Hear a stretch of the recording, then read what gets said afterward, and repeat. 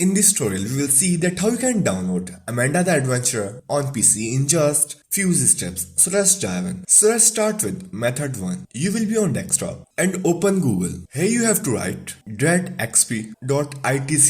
Same like this and click on search. And then you will get this website.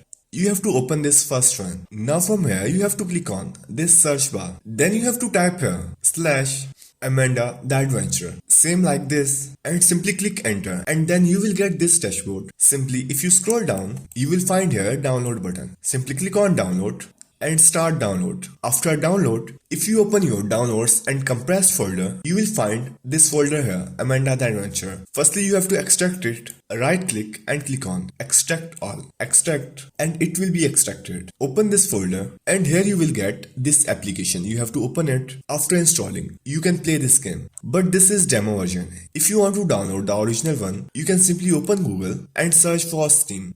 Open this official website of steampower.com and here you can search Amanda the Adventurer. Here it is. If you open it and scroll down, you will see here it's available for Windows. If you click on add to cart and scroll down and then you have to proceed purchase for yourself. So that's how you can download Amanda the Adventurer on PC in just few easy steps.